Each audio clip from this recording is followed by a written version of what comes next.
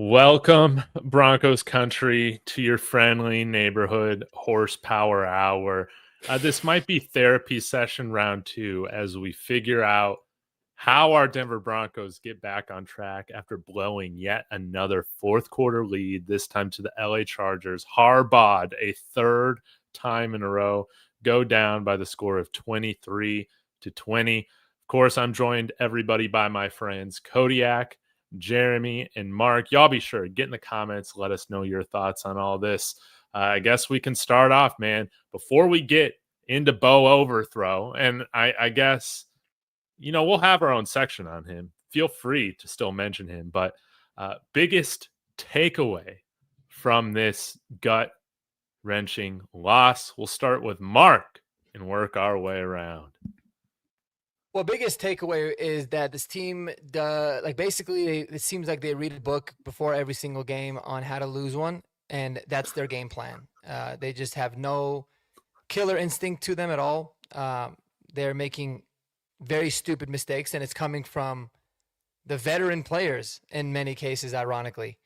And it's getting really, really frustrating, man. That's all I'm really say about that. But yeah, just way too many opportunities that you're letting slip. And if it doesn't turn around quickly, the season can get away from you very fast. So that's all I got to say about that. Well put, to the point. Jeremy. After 24 hours of reflection, I will say that this team is a lot closer than it feels sometimes. Like, seeing a lot of the plays yesterday that drove me absolutely crazy were just whiskers off. And it almost feels like we have like this high-powered, sports car that if just one little thing is wrong, it's not going to work properly. But if you get it right, and when you get it right, it's going to roll fast. So I think I'm more optimistic today than I was yesterday. Good. Kodiak? Great takeaways, Jeremy. I guess my main takeaway from this team is it looks like I'm watching the same thing as last year, just with a better run game and with Talanoa Hufanga. Because last year, what did we do? Okay, week 1, we beat a pretty bad team, which we had no problems with last year. But last year, we also struggled against the upper echelon of teams. And you had 2 leads in the fourth quarter against 2 very strong AFC teams. And losing against the Colts doesn't look embarrassing like it once did.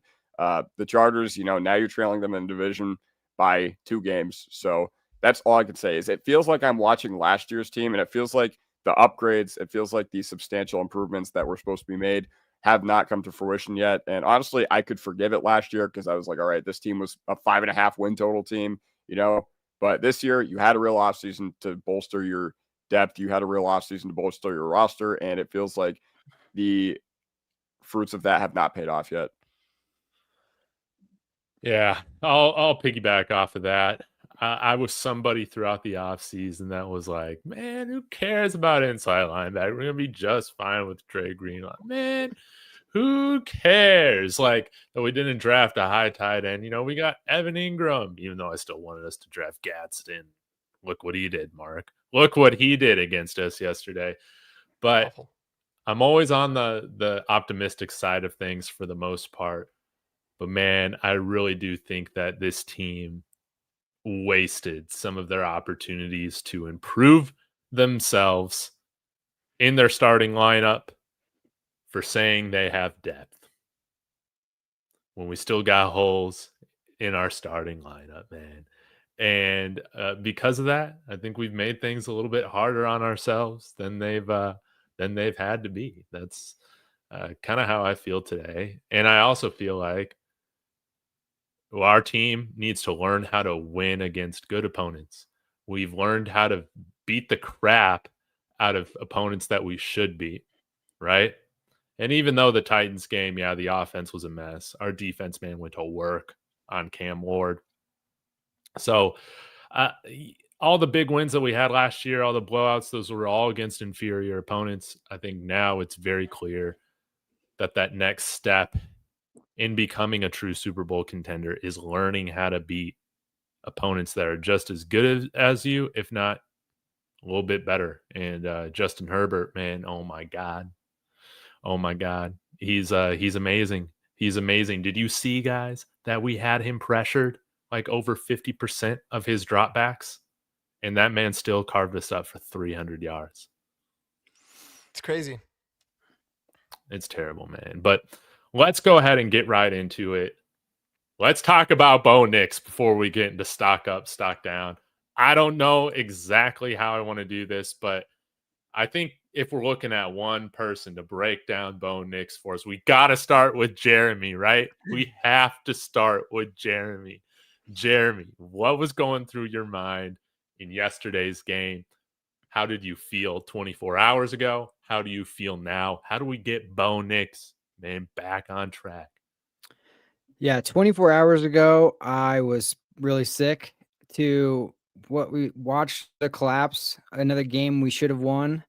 And looking back on it, I honestly think I'm already going to be the Bo apologist, the Bo believer, if you will. But I honestly saw a guy doing so many good things, and I know people are going to disagree. Some people are going to agree. Some are going to disagree. But 2 out of those 3 throws, I thought should have been caught, to be honest with you.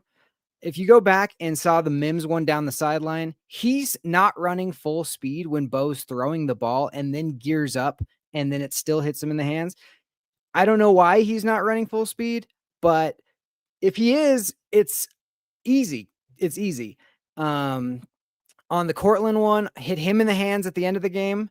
And that one throw alone would have won the game because that would have put us in field goal range. We could have run the clock out 2 minutes, kicked the field goal. Well, who knows if we would have made the field goal, but we would have been in field goal range and that would have been the end of the game. And that one, he throws it, and right when he throws it, the cornerback kind of gets a little hands on Cortland, kind of reroutes him slightly and makes that just out of reach. And I felt like he alligator armed it just a little bit. Even if you look at like the thumbnail, he's not fully laid out. So that just those 2 little tiny microscopic adjustments, and you're talking about a different game, you know. Now we got to help him out. We cannot get him in 3rd and longs constantly throughout the game. I mean, to expect a guy to come out and be like, hey, just save us every single time on 3rd and long is just, you can't do that. You can't do that to your quarterback. You can't do that to a second-year player, no matter how good he is. The biggest play I had, the biggest problem I had with him yesterday was that scramble where his knee went down, half a yard short of the first down, and then we didn't go for it, which I didn't understand if we feel comfortable going for it. In my mind, it's like, you just gotta dive for that. You just have to sacrifice for that one if you're going to go full out. I didn't like the fact he kind of slid down a little bit and it ended up costing us half yard and didn't get the first down. But on that 1 4th and 2 that we ended up going for that I did not agree with at all, I'm like, kick it. And we went for it. That was an amazing play by Bo Nix. There had a free rusher right in his face. He stopped early just to buy himself a little time and then ripped it to Cortland. And if Cortland doesn't get a face mask on that play, he's probably going to score a touchdown. So there's a lot of really good.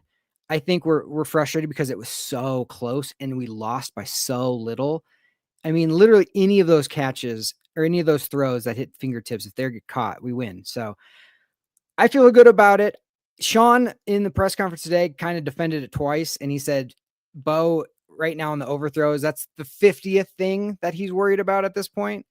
He's not worried about how he's playing at all. I think his pocket mobility is really well. Now, I will agree. There are some times he needs to set his feet and he's kind of sliding into throws. And when you miss a throw barely and you're sliding into it, you're just automatically as a fan, just going to be like, if you would have set your feet, you would have made the completion. Yeah. But on a lot of those throws, if you go back and look at it, when he's releasing the ball and where the ball ends up, it's in the exact spot he means it to go. And there are people being rerouted or people not being full speed at the time. And it's just that slightly a little bit off. Me and Mark talked about it yesterday. I think we were a year early last year and how we ended up the season. And because of that, we have these super high expectations. And now we're like, oh, be elite. But look at like Justin Herbert.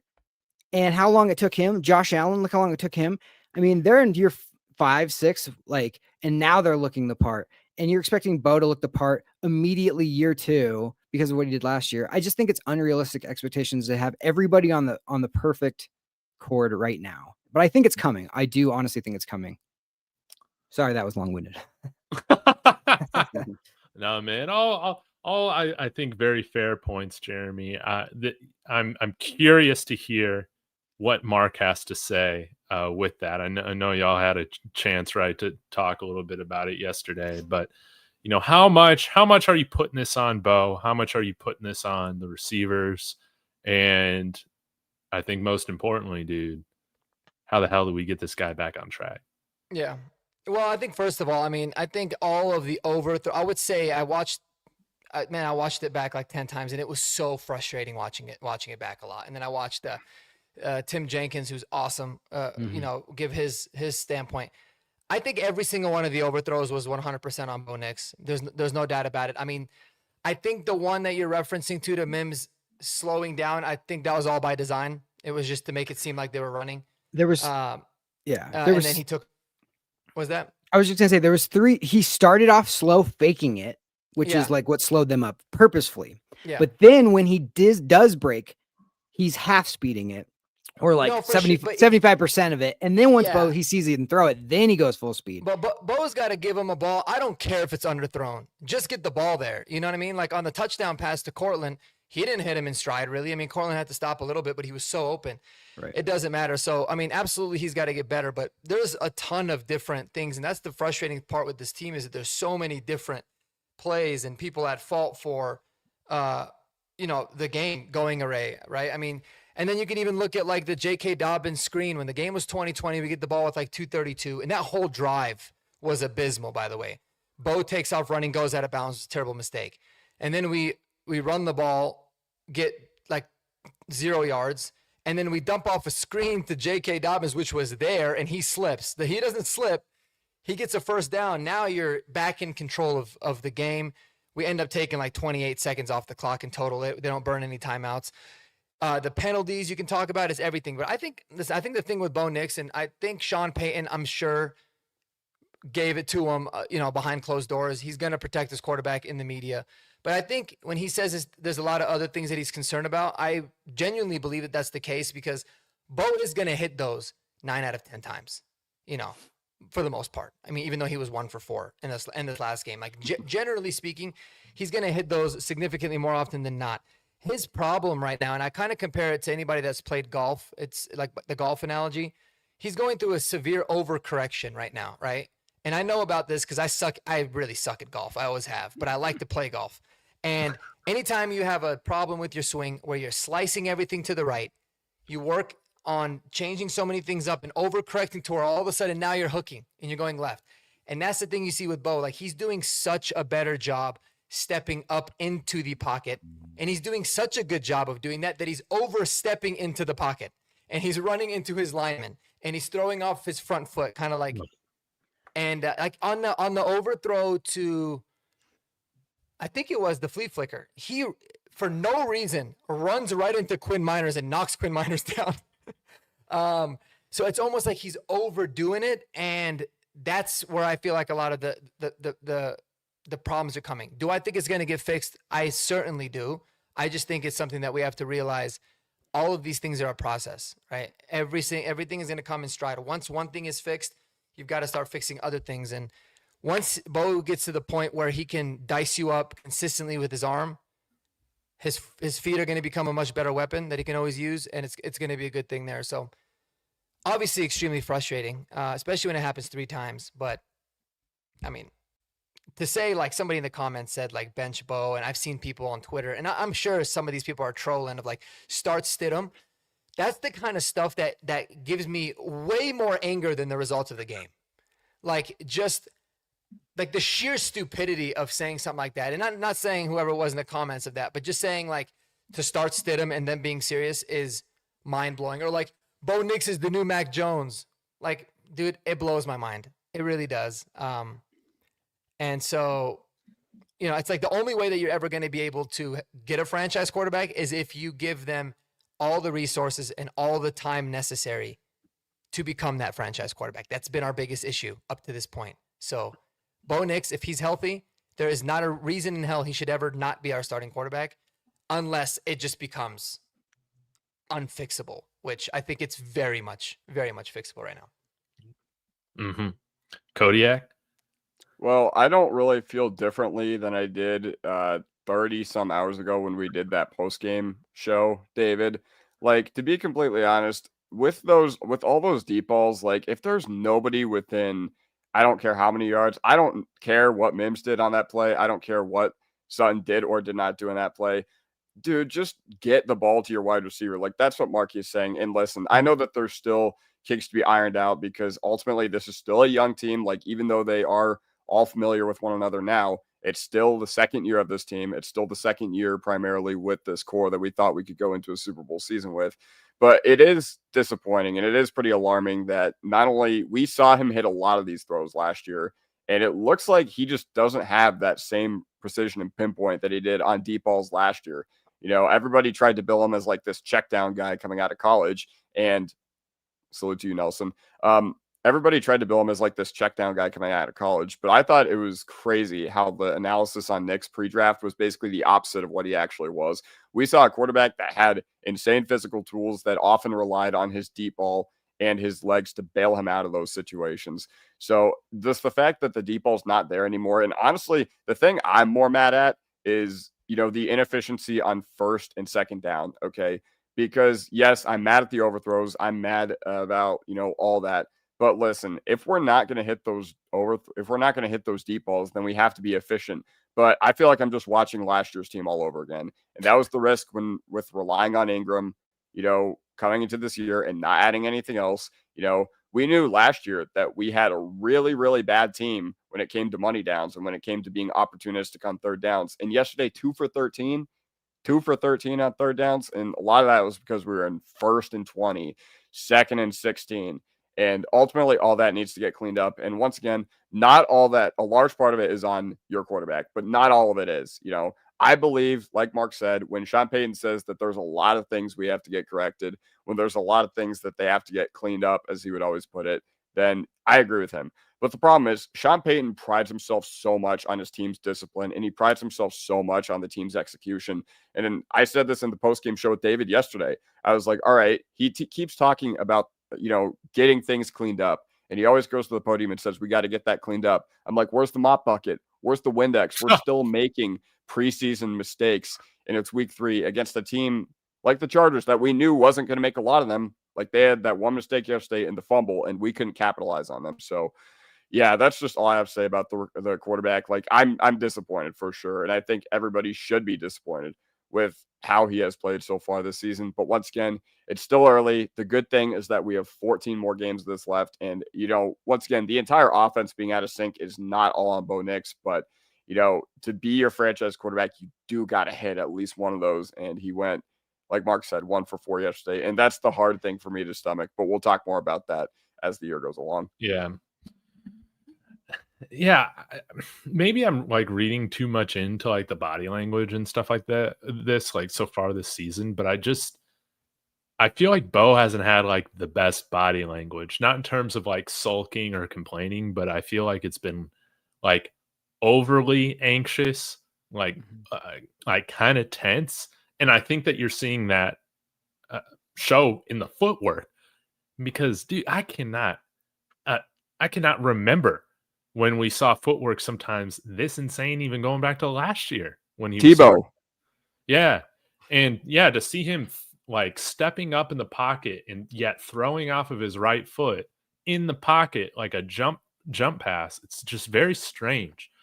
So what Sean Payton and this offense has to do right now, I think they have to find just some bread and butter plays that they know they can rely on. I think that they're still trying to figure out what those things are, those route concepts that they can go to, that they can rely on. I think the fact that we busted out that flea flicker in the first half yesterday shows to me that's a sign that we don't yet know those plays to get the offense going when it's in a rut. That's what that tells me. Now, Bo, dude, And to me, yeah, I don't care if it's underthrown a little bit, dude. Those guys, there's not a guy within 15 yards of any of those guys. Hit those guys. It doesn't even have to be perfect. But I think he needs to settle down. I don't feel like we ever saw him like this tense or anxious last year. Again, maybe I'm just reading too much into it. But it's like, even with the way that they started the Titans game, like, you know, him and Sean Payton are yelling about it. It's just like, dude, why do we have this energy already? So I feel like, yeah, there's a dynamic there that needs to change a little bit. But by no means, even though Bo Nix broke my heart yesterday, we're going to get back on track to the Bengals, man. We're going to get it going. You know, he better be our franchise quarterback, just as one of the commenters said earlier on. I'm sick of the turnover. I'm sick of having new GMs and head coaches every few years. So, with that being said, let's go ahead and transition into stock up, stock down. We can kind of go rapid fire like we did. You know, each kind of take a player, go around for a little bit. Stock up, stock down. I really hope you guys don't take the guy that I'm going to do stock down. Does anybody want to go first? No, you go first then. If you're going to go take first. It. Yeah. I will go first. Dude, I defended you yesterday in the post game. And yet, what do I see on Twitter? I see a screenshot on Twitter of this man lined up next to Garrett Bowles with his hand on the blue line. Adam Troutman, what does he bring to this team other than Sean Payton feels like he can trust him? But for some reason, he doesn't do anything trustworthy on the field. Holding call yesterday, as well as that offsides, that was killer. That was one of the nice plays from RJ Harvey. That was a play over 15 yards, I believe. And it's all erased because Adam Troutman, he actually can't do any of the little things right, man. I pray to God we bring in a new tight end. And this is what's frustrating. We got $15 million in cap space right now, gentlemen. $15 million. That's plenty of space to bring in some talent over these vets that aren't getting it done. Adam Troutman, stock down, baby. Stock down. All right, Mark. Man, there's so many like stock down people that I wanna blame. I don't even really know where to begin. That's a good one. Adam Troutman was completely and utterly worthless yesterday. Worst player on the field yesterday. Absolutely. Yeah, 100%. I'll say this, and I'm saying stock down, not because I stopped believing in this player, but this is somewhere, if you're talking about wanting to make a change on this field, you might consider this, and that is Riley Moss. All right. Because my guy seems like he's in good coverage, but he always seems like he's a tick off, a fingernail away, a half a step too late. And that is exactly what this entire Denver Broncos team seems to be like. And the thing about it is this. I'm not saying you got to bench Riley Moss and not play him, but there's going to come a time because teams are going to continue to go after him. We're going up against Cincinnati's backup quarterback. You don't think Jake Browning is going to just go after Riley Moss when he's lined up against T. Higgins next week? It's going to happen. And every time I've ever seen Chris Abrams-Drain play, he just makes plays every single time. He also spent a first-round pick on Jahdae Barron. So it might be a little bit too early to make the change, but it's getting there, man. It's getting there because I'm sick of seeing him so damn close but not be able to consistently make plays. It's kind of getting to the point now where it's driving me nuts. So that's my stock down player for the day. Yeah, I'm going to make it spicy. Stock up, Riley Moss. He's the only person on the field who actually made a play that made a turnover besides Jonah Ellis. Oh, true. He put his hand up, got the deflection. Brandon Jones, all he had to do was gather it up. That was a huge play in the game. Great coverage on the touchdown that they tied it up on. I'm not going to blame that on. I'm sorry. I'm not going to blame that on Riley Moss. He was in a tough situation. Benito, if he just has his hand 6 inches to the left, that's probably getting deflected. It's just sometimes other guys make good plays too. I just can't do it. I just can't do it. I thought he was tough. I thought he played tough. Was at all the reason to lose the game. I know. But what I you're am saying. sick of it always being like, as I'm always defending Riley, man. Always. And it's always like, he's almost there. You know, He He was, had but great coverage. He just got beat. That's and every like single game. right now it's like with Bo Nix, it's like, dude, but he's so close. But if he does this for another 2-3 weeks, I'm gonna say, I don't give a shit how close he is anymore, man. Like he's got to figure it out. But you got to understand, So- like, he's opposite Patrick Surtain. He's in great coverage, and these guys are making great plays. But he also made, maybe if we win that game, I'm seeing that's maybe the turning point of the game. They're up 10-0, and he makes the play that flips everything and gives us momentum. And now all of a sudden we have the lead. So I thought that was an amazing play by Riley Moss to just create that interception.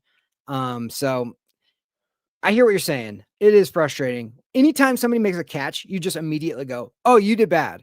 But like, that's the hardest position on the field. And they were calling some crazy stuff. Like, if I could, yeah, I'll wait. Yeah, I'm going to say I think Riley Moss is scrappy. Out of anybody I can see playing opposite Patrick Surtain, I like it. And I think but he don't you made feel it like, and I'm just gonna play devil's advocate. Don't you Yeah. feel like if you're playing opposite of PS2 and you know you're gonna get a lot, like I listen, I expect you to get beat. That's gonna happen. Yeah. But like Jaquan McMillan, everyone always used to want to shit on him because he would get beat. But my goodness, he would always come back and make a big play, man. Always, every single time. I haven't seen that yet from Riley. So when do you expect that to happen? Of like, keep testing me and this is gonna happen. Otherwise, defenses don't care how close you are if you're not making consistent plays. I mean, you pointed out the one of this week, but you can look at really the entirety of most of last year, and a lot of it is like he's so close, but it's just not there. If he's getting beat, like to me, that's not getting beat. That is like people are in. It's Keenan Allen in like a super. I mean, he made a great catch. Like most people wouldn't have made that catch. That was great coverage, and That was I don't a great know. play by Herbert too. My God, I mean, It was. That's where I felt like something's up because Benito was this close and then Riley was this close. And I can't blame either one of those guys. They both were like in the right position to make the play. And, sometimes Herbert made a great throw, made a great play, and Keenan Allen made a great play. So like, those are really good players. And I know like the Chargers are a good team, and we learned now that the Colts are a really good team. So that's the one solace that I have is like, people are like, oh, we're 1-2 team, but it's like, yeah, you should be 3-0 and you played two really good teams and you had them both. So yeah, we are 1-2. You are what your record says you are, but there's context, and the context is that we are a very good team, but we just need to learn how to close. That's it. Just learn how to close. We're a young team, and that's where we're at. If that wasn't the perfect Riley Moss discussion right there of how divisive he is in the fan base, I don't know what it is. Somebody clip that. Kodiak, stock up, stock down. Is it Riley Moss? Stock level Riley Moss. Okay. I feel like, I just want to throw my 2 cents in because I probably know more about Riley Moss than anybody else in our fan base does. He's my favorite player on the team because I'm all for equality.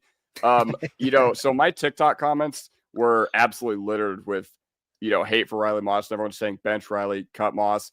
And Moss this year, when he's been targeted, has allowed a completion percentage of 48%. If you remove the Titans game, it's 56%. And we have a full season sample of him being one of the best cornerback twos in the league. Okay. Before his injury last year, he was one of 11 DBs to allow less than 60% of his targets to be completed and allowed the 13th worst passer rating against. So for Kendra saying that these are some weak arguments for Riley Moss, I'm going to give you a strong one. Okay. Like, listen, that we have a very full sample of him being one of the best cornerback twos in the league. And people want to talk about Abrams drain. It's a fun idea, much like Davis Webb is a fun idea for calling plays because we have not seen his limitations play out for a full season. Okay.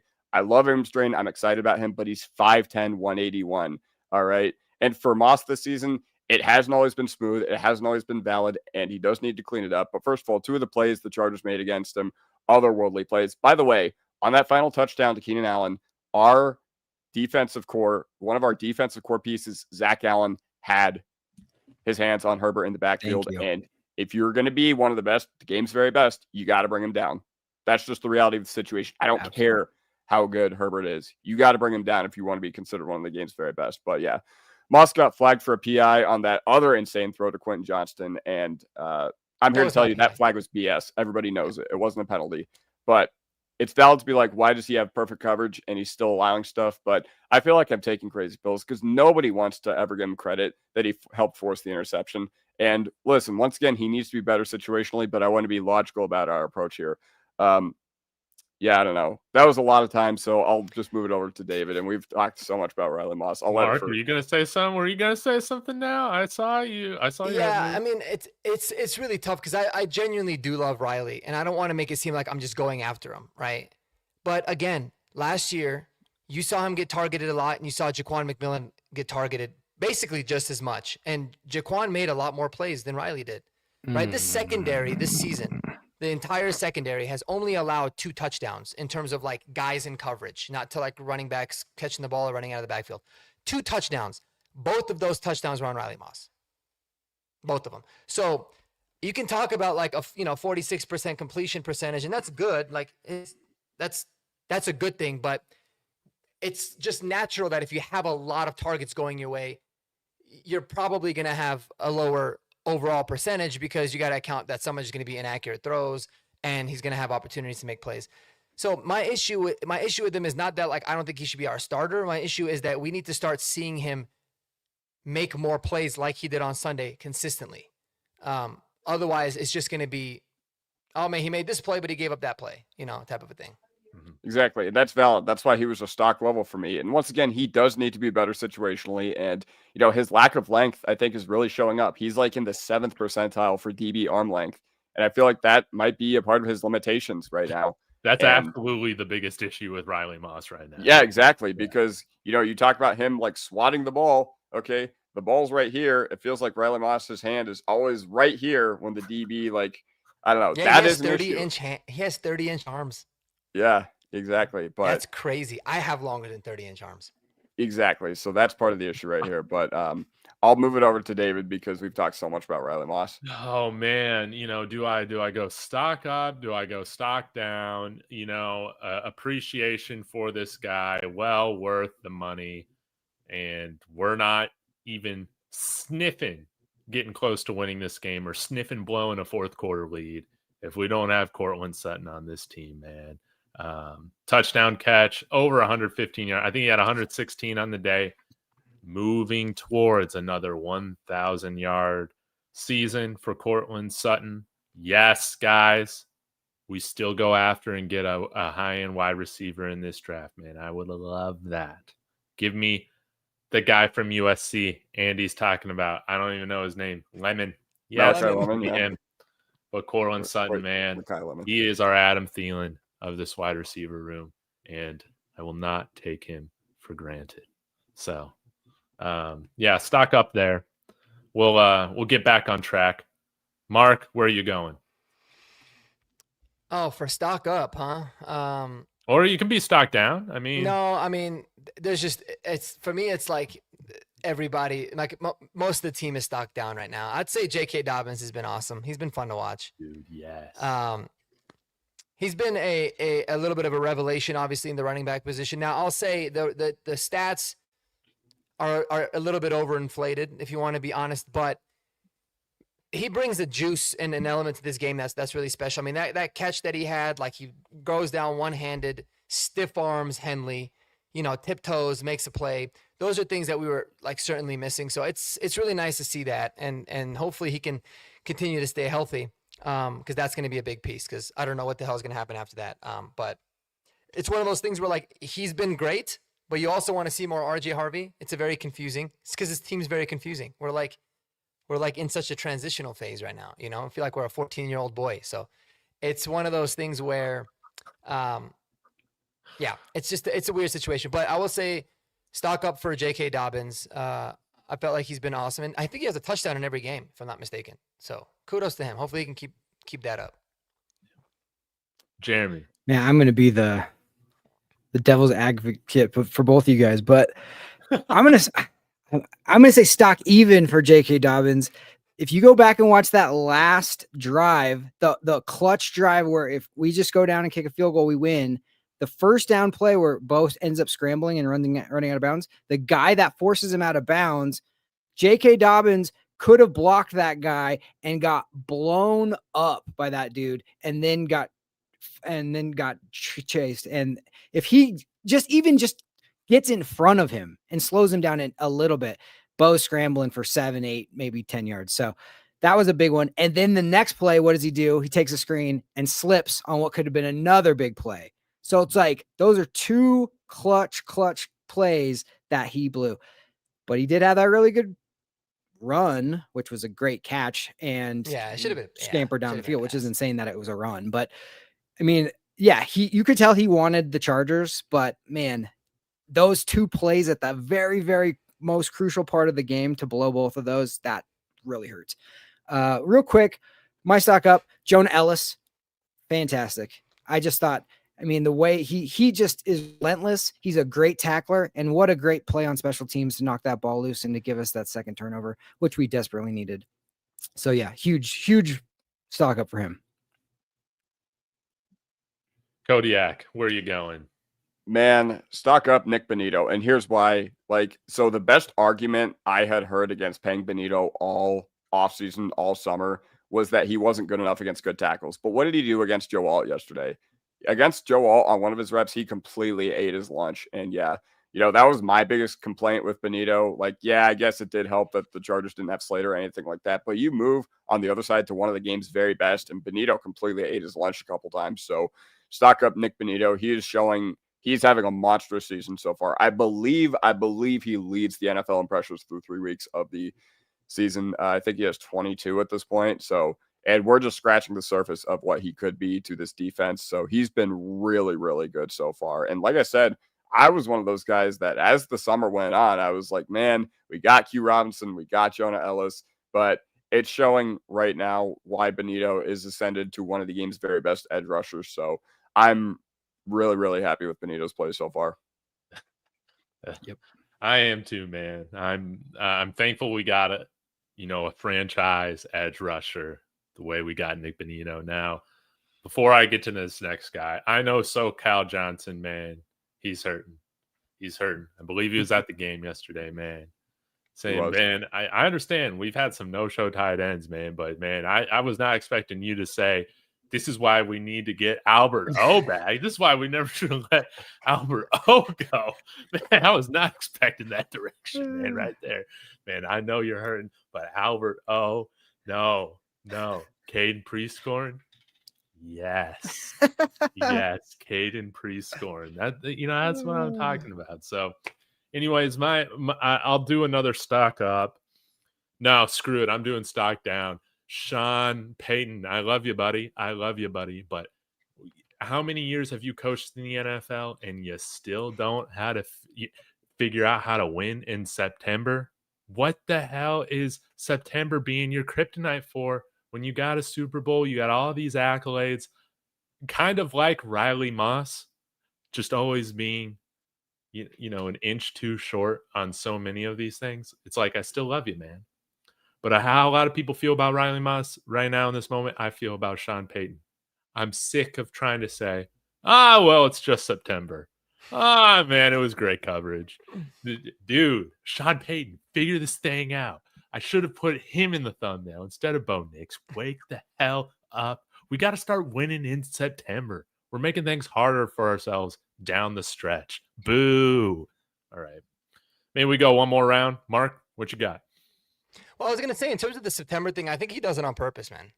He doesn't lose on purpose, but I think September is he just experiments. Yes. He sees, hey, we know what and this could be obviously a theory, but it kind of makes sense given how his teams typically always make a turnaround. It's we know what our staple plays are. We know we're good at those. We're going to work on getting good at the explosives or the other stuff so that if we get good at those, then we can end up, being a lot more complete. So that could be the case. I'm not entirely sure. Oh man, a stock down player in this one for me. If I wanted to do stock down, let me choose one that might be a little bit fun. Luke Wattenberg, bro. Speaking of somebody that's overcorrecting, Luke Wattenberg is in his overcorrecting phase because I don't know if I'm seeing things different, but he was always a very good pass blocker and a really terrible run blocker. And I actually feel like he's run blocking really well, but now his pass blocking has kind of gone to shit this year. Maybe I'm wrong. I'll see what PFF says here. I'll try to pull it up.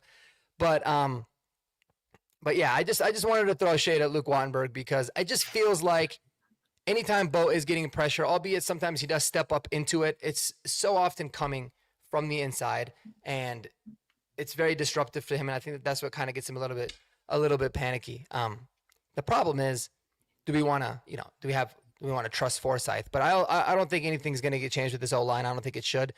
But Luke Wattenberg, I feel like is really got to get better overall. And I don't know. It's always hard to judge a center based off of like, are they making the right calls or are they getting the offensive line into the right plays? I don't know if he's doing a better or worse job per se on that.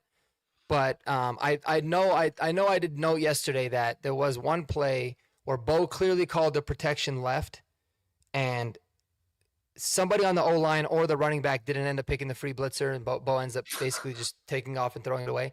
But that could be on a lot of different people. But yeah, I'm just gonna put Luke Wattenberg there because I don't feel like going through the list of the entire roster. That's good. That's good, Jeremy.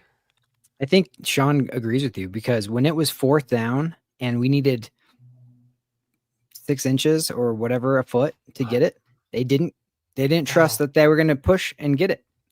And that tells you a lot. Freaking annoying.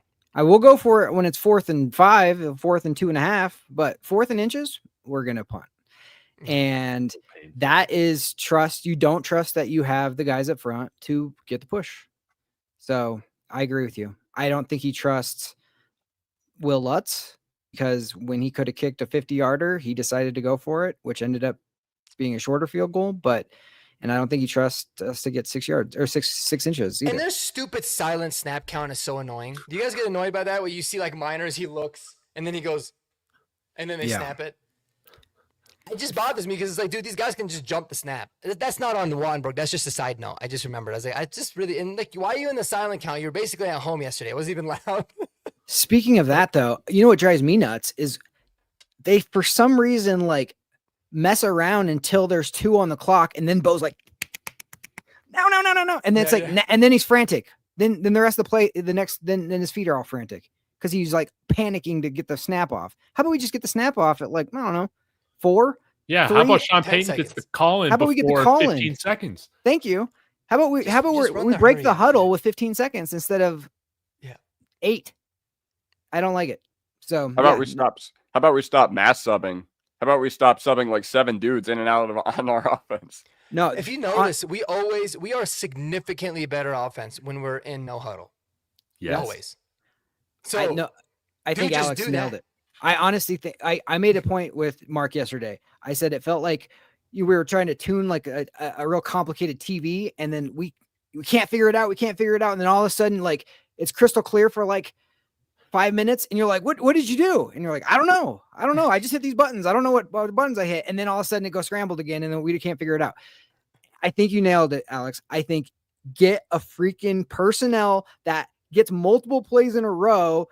How hard would it be to come in and out and be like cold and then make a play? You're not in rhythm. You're not warm. I think that's honestly the key to it right now. And I get it. Sean is the smartest guy, whatever. But like in September, just maybe crawl before you walk, jog before you sprint, whatever you need to do, just get some base plays. Was Bill Parcells this bad in September? I know a lot of really, really great NFL like talents. September was just their kryptonite. Like I remember Tom Brady losing some games to dog shit teams. Even during the height of the Patriots dynasty. I don't know what it is about September, man. It doesn't seem like a Sean Payton problem specifically, a Bo Nix problem specifically. It just seems like September, I don't know. And I think it's going to get even worse next year or whenever the NFL inevitably moves to an 18-game season. That's just my thought. Another thing I want the Broncos to do, like this isn't stock up or stock down. I want the Broncos to take the ball once, and I want them to try to strike quick. Like against Cincinnati, I think if you win the toss, you receive. Like I get wanting to get your defense on the field. I get the benefits of having it at halftime. That being said, I want us to go like no huddle the entire game because we haven't had like a real lead this season. Like we haven't had the chance to really throw a nuts down on a team. But my final stock down, I guess it's going to be the front office. It's going to be the Sean Payton, George Payton. And here's why I say this. Like this goes back. You can trace the limitations on this roster to Payton trading 3 firsts and 3 seconds for not only Russell Wilson, but hiring Hackett, having to fire him, and hiring Sean Payton or bringing Sean Payton in as well. But my biggest problem is that the bad parts of this team, besides the run game, are still bad. And I guess Hufanga too. Hufanga's been awesome besides that penalty yesterday. But, relying on Greenlaw Ingram to fix inside linebacker and tight end, it was always risky. And listen, it hasn't panned out in our favor. And look what you did, just adding one more running back to your running back room this past offseason. It looks entirely different. Even though Harvey's not going right now, nobody cares. Like nobody cares at all because the run game is finally like making a stamp on this team. But I give a lot of blame to this front office because the bad parts of this team were inside linebacker and tight end last year. And you had a whole offseason to finally fix it. You had a lot of resources to finally do something about it.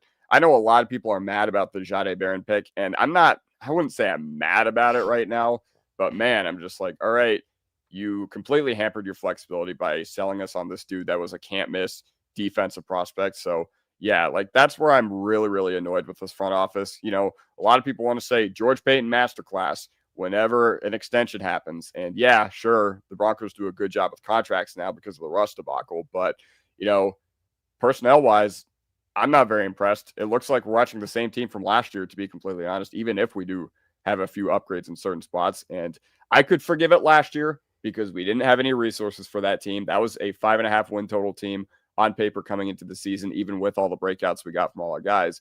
But this past offseason, no excuses. You had cap space, you had a full arsenal of draft picks, and that's just where I'm at with that. I'm really not happy because we're still talking about the trash inside linebackers and a trash tight end room. And that was something we talked about a lot last season and still not better. I respect that they tried, but you didn't do enough. That's just the reality of the situation.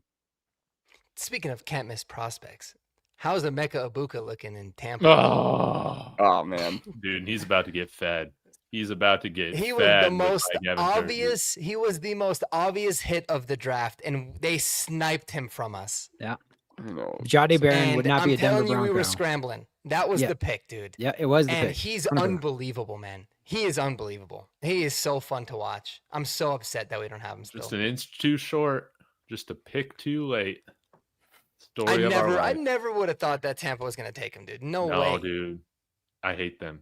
I hate them so much. Yeah. Barron, didn't he play like 20% of the snaps yesterday? I think it was 19, or it's getting lower and lower each week, which really pisses me off. Yeah, we'll see. I guess we're done, but I gotta say this, dude. One draft pick that was a masterclass. It was Jeremy Crawshaw again, absolutely booming it, killing it. Been our best player on the whole team so far this year. All pro punter. We got him for the next 15, 20 years, maybe 25 years, depending on how long he wants to punt for. He looks amazing, and I will always defend that pick to Mark's chagrin. No, that's fine. He's been that's good. fine. I mean, you're lucky Aranda Gasson didn't go in the 6th. You're lucky. He went in the 5th. So you can have it this one. I know. Okay. Well, before we get to the Bengals preview, I got to do a quick plug for flagship sponsor David Cox Broncos. Guys, thank you for being so supportive. But it is ProfitX, your number one peer-to-peer sports prediction market in America. And this is what I got right now, guys, because it's peer-to-peer. You're able to get the best lines possible, and you can even make your own on ProfitX. Use my promo code Dave in the description. Get yourself a nice $200 profit cash bonus and sign up. But here are the lines that we're looking at right now, guys. Got Denver at -7 against Cincinnati. I mean, they got destroyed by Carson Wentz and the Minnesota Vikings.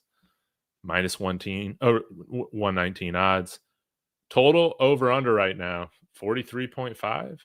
And really just outright to win, Denver's -360. So I really do like that.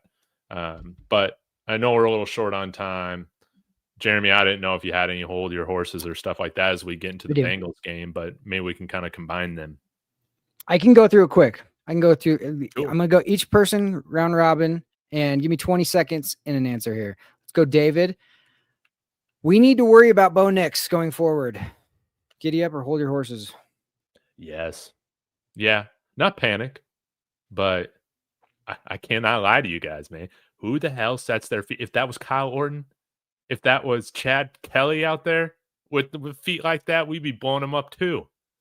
There's a little bit more patience because of the investment, and I'm willing to ride with that. But this is something that I was not expecting. So giddy up. All right. I blame the wide receivers. All right. We need Alex, we need to worry about the coaching / play calling especially in fourth quarters, but just overall. I'll put this in two parts. Do we need to worry about the play calling? No.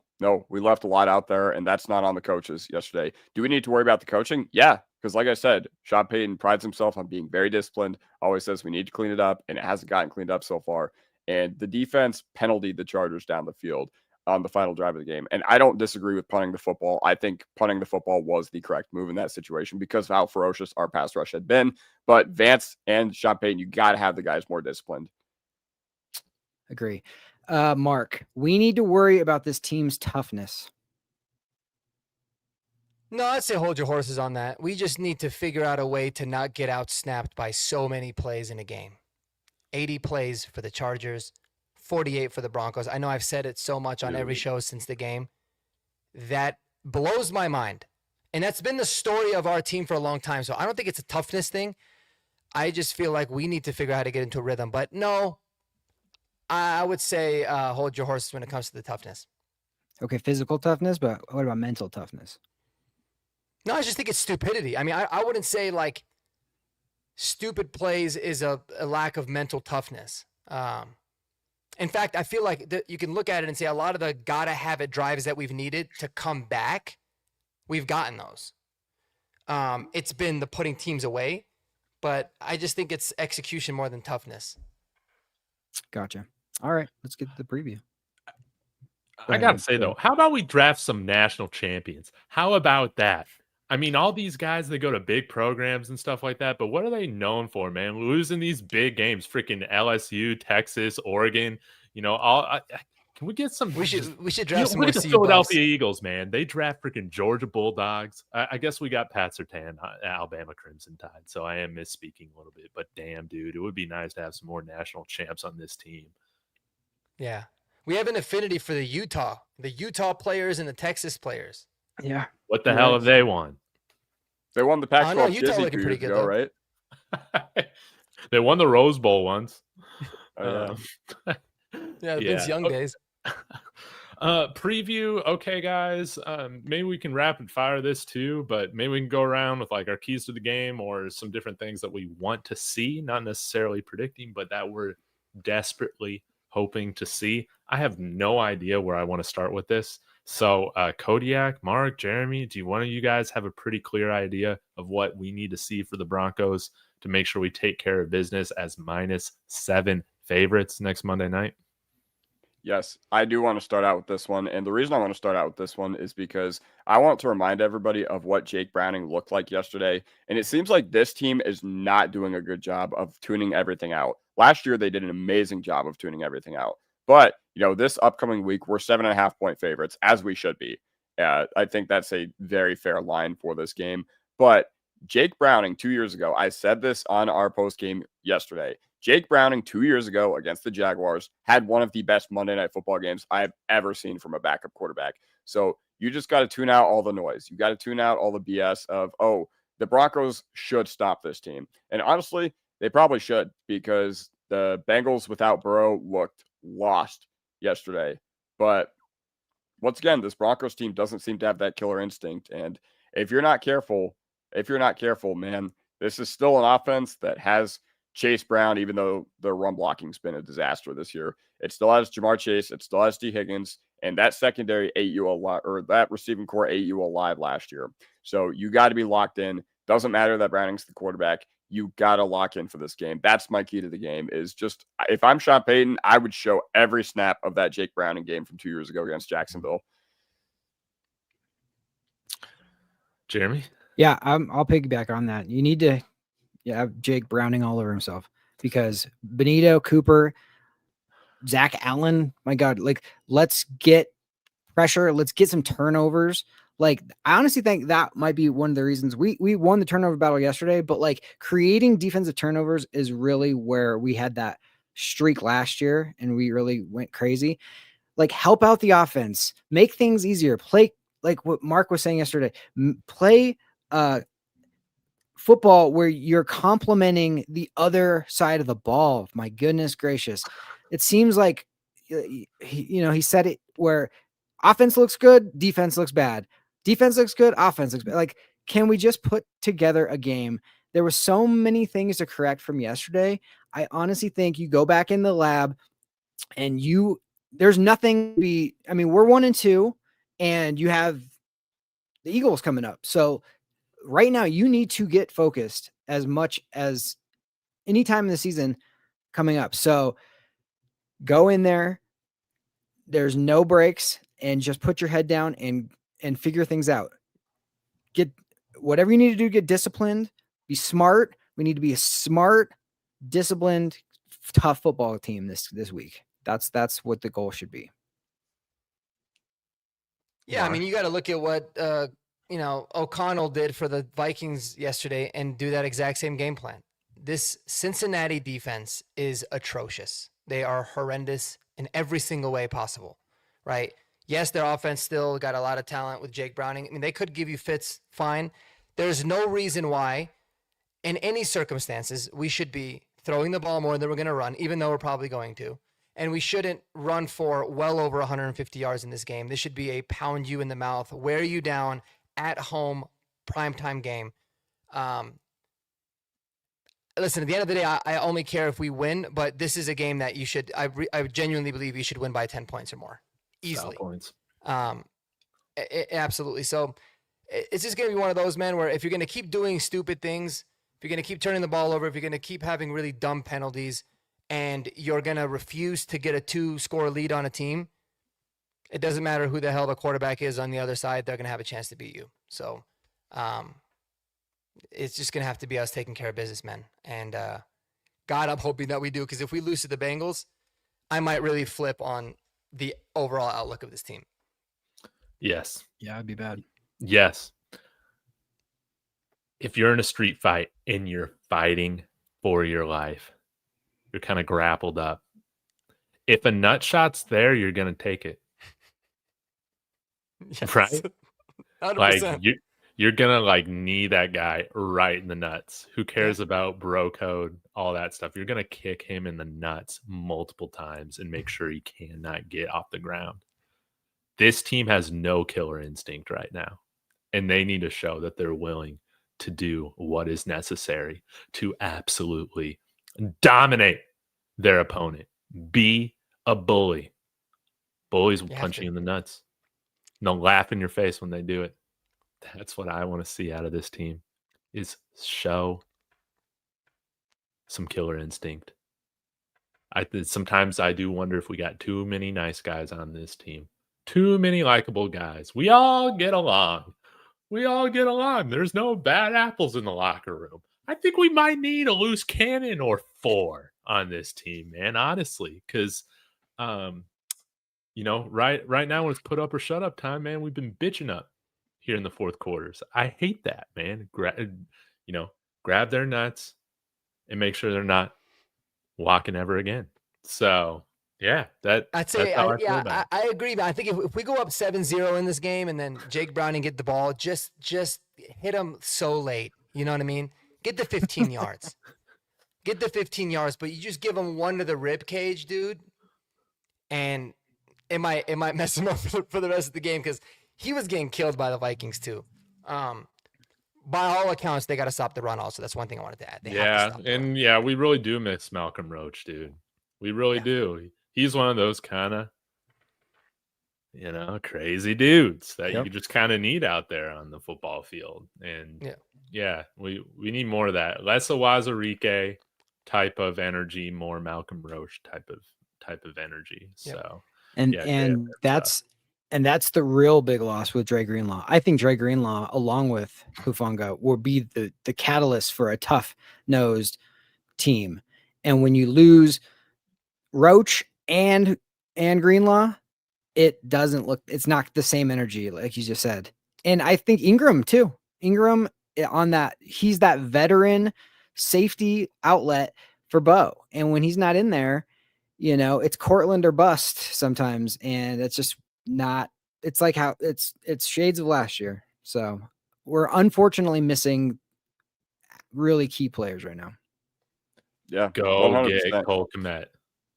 Yeah, literally. Go get Kmet. Maybe we should have taken Cam Scatterbo. Maybe. He looks good so that far, guy's but absolutely out of his mind. Jeremy, take your lap. Take your lap. I was gonna say that's the kind of dude I love. I want a guy when it's 4th and inches, you go, hey, we got this dude. He's gonna get it 100%. I want a team, and that's why the Eagles are so successful. When they get 3rd and short, 4th and short, they're gonna get it.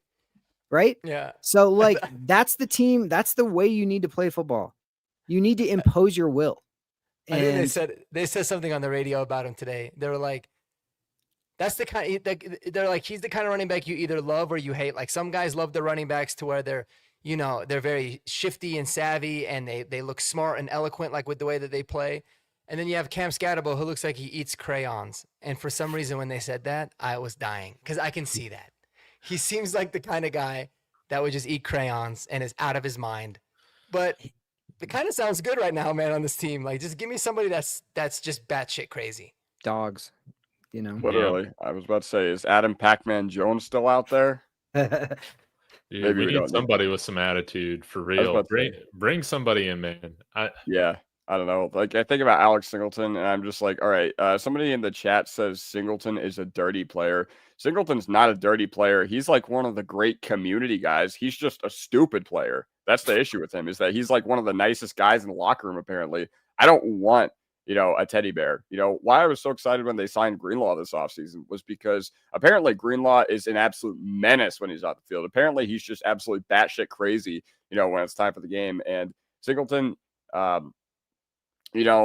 all accounts, for whatever he is, apparently he still looks way too nice on the field, in my opinion. So, yeah, I want dudes that just absolutely hate the other teams. If I'm a prospect, or if I'm looking at draft prospects this upcoming year, I'm looking for dudes that literally fought their rival team. If I'm looking at a Mizzou player, I'm looking at a guy who got into a fight during a Kansas game. If I'm looking at an Iowa player, I want a guy who got into a fight with the Iowa State player. So, yes, that's what we need to be a little more crazy. I want guys who bleed orange and blue, and I want guys that absolutely hate the opposition. And I feel like, yeah, we hate the Chiefs. Yeah, we hate the Raiders. But I feel like had we had a little bit more fight yesterday, we could have taken down the Chargers. We don't hate losing enough yet. This team does not hate losing enough. No, we're fine with moral victories. That's a good question. So, Cody, I got a question. Maybe you guys can take it. This would be a fun one. So, with that being said, if you can choose one player from the past, 20 years of Broncos teams, who would you choose for this team?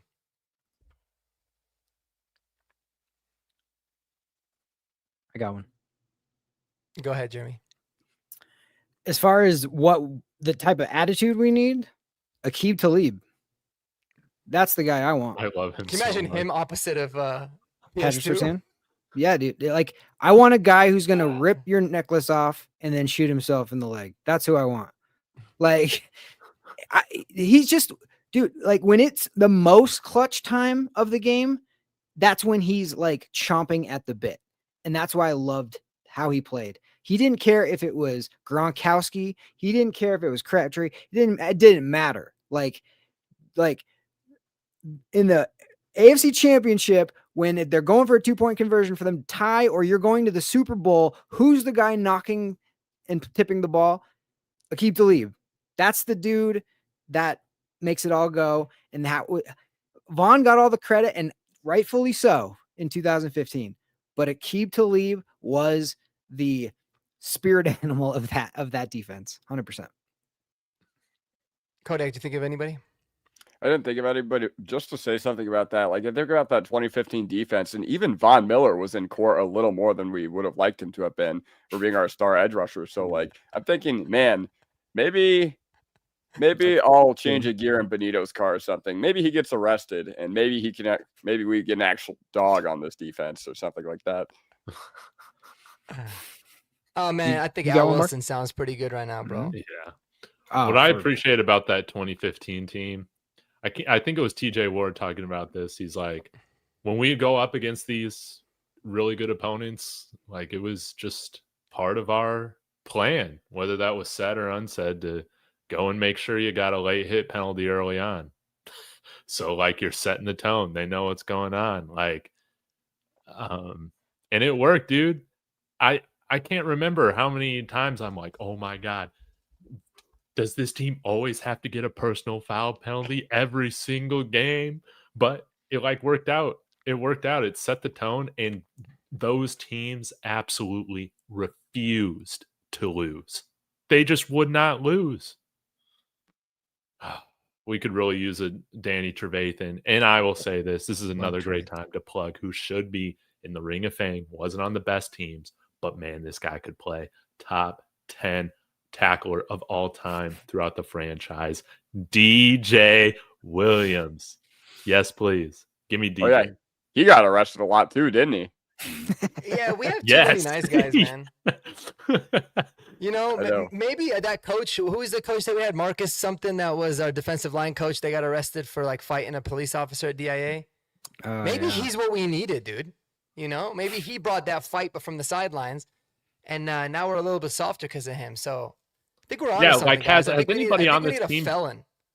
Yeah, has anybody on this team been part of the 7th floor crew or something like that, man? Like, no, nobody has, but DJ Williams. I don't think you need to get arrested, but I do think you need that dog mentality. I'll give you two players who are the nicest people in the world off the field, three actually, and they all played safety. Steve Atwater, John Lynch, and Brian Dawkins. They all brought that dog, but all of them are super nice guys. So I just need you to be a menace on the field, and we just need that mentality. Now, here's the other question. What player the last 20, 25 years, we'll stretch it, on offense does this team need the most? Like Seth I'm not gonna lie, this is kind of Julius. easy for me. Like, but I feel like I'm missing on somebody. But Yeah. Were you 20 gonna say years? something? Yeah. Well, you go 30. That's fine. You can go back to the glory You got years. somebody in mind, David? Oh, I was gonna just comment on Seth saying, you know, Julius Thomas would be perfect for this offense, but he also, like, of course, embodies just like being soft and not like caring enough to Julius win, right? Thomas would not make this team. Fucking Sean Payton would hate him, dude. No, dude. He would hate him. He would unless be he like, played, no, man. unless he played you can't basketball. block. Unless he played basketball. He did. Yeah, see, He did. Right position, wrong player. Yeah. dude, that's what I'm talking about. But honestly, man, like Demaryius Thomas, dude. We need Demaryius Thomas. Now, if we're needing a guy who's a little bit more vocal, how about going with somebody like freaking Willis McGahee? That dude, that guy's a champion. That guy's a champion. Refused to lose. And we don't win so many of those games in 2012 and 2013, man. Well, you know, we had Manning in 2013, but you understand what I'm saying, man. I love Willis McGahee, and I will defend Emmanuel Sanders because sometimes you just got to yell at your Emmanuel Sanders quarterback is and say, amazing. make the throw. That was my guy. It was Emmanuel Sanders or Shannon Sharp, man. That's my guy right there. I mean, Shannon Sharp was like, he was different. He was Shannon- different. Oh, obviously, it would be Peyton Manning over anybody. I mean, you're always going to take him, but yeah, Emmanuel Sanders was different.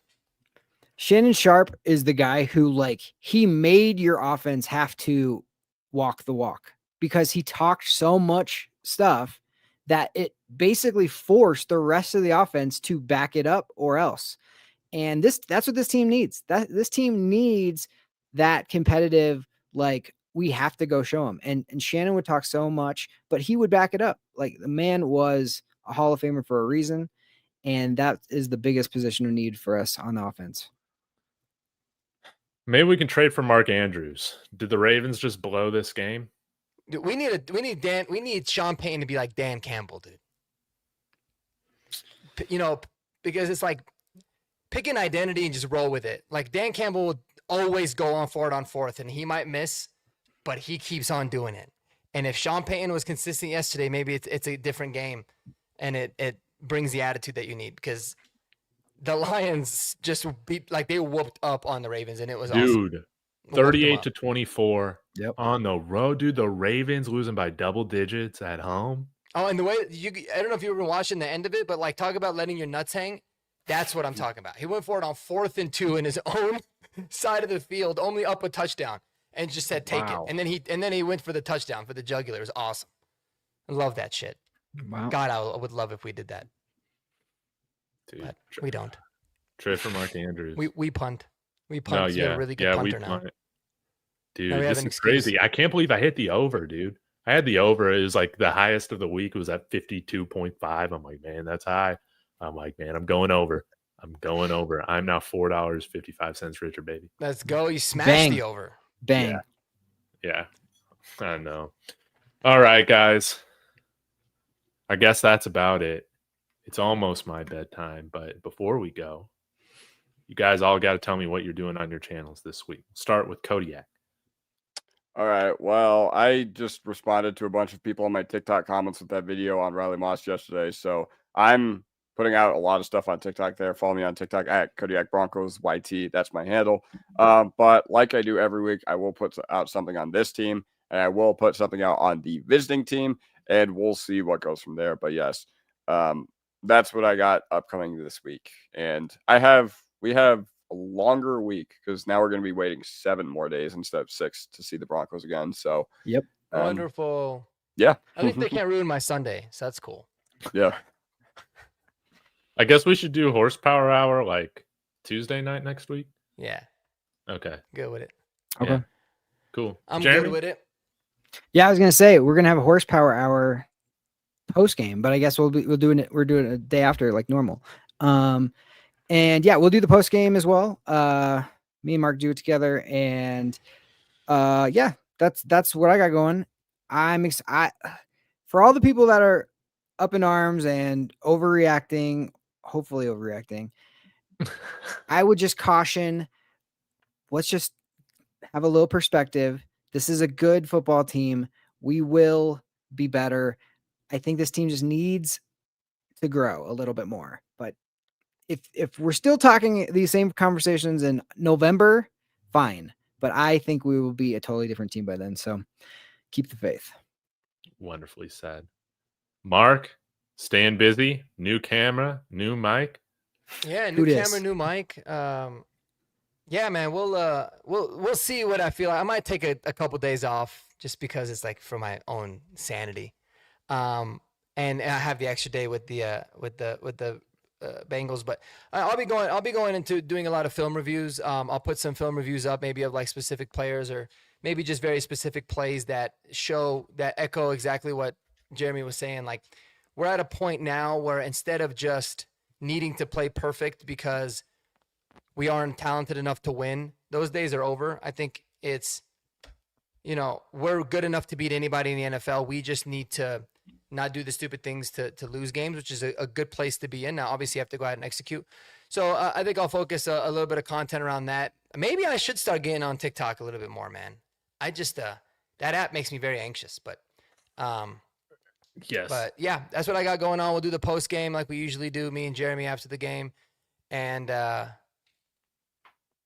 know what? Maybe I'll make a fantasy football video this week too, just for fun, because I've been wanting to do that. And now that we have Sunday off, it affords me an extra day to be able to do it. So if you like fantasy football, I might have some stuff for y'all. I'm about to David, be what you got cooking, 0-3. man? You're busy, man, all the time. 0-3, all 3 of my fantasy football teams, dude. I suck at fantasy football. I just always draft the injury-prone guys. Anyways, Desmond Watson, I'm going to do a video on him this week. Y'all feel free to piggyback on that because, we're part of this Desmond Watson community, man. We play the Eagles here in 2 weeks. What the hell are we doing, dude? There's a guy who's almost 500 pounds on the open market. What are we doing? Yeah. Sounds good to me. Except he would have been my pick over Crawshaw, so what do I know? And Crawshaw's obviously looking like a better pick at this point, but Well, I mean, wasn't he a 7th pick? 7th round pick? No, he was undrafted, right? he was a UDFA. And listen, man, I was spreading Desmond Watson propaganda anywhere you went, if you guys remember back in April. But yeah, I don't know. I will be tuned in for that game. We will have our popcorn ready. Yes, hopefully So will he. sign Desmond Watson. So, gonna do a video shilling that. Please go check out David Talks Buffs as well, because now we're gonna go run the table and upset BYU, hopefully. So, appreciate you guys as always. This is always one of the best parts of my week. Y'all go subscribe to all my friends. Links in the description. We'll see y'all later. Go Broncos.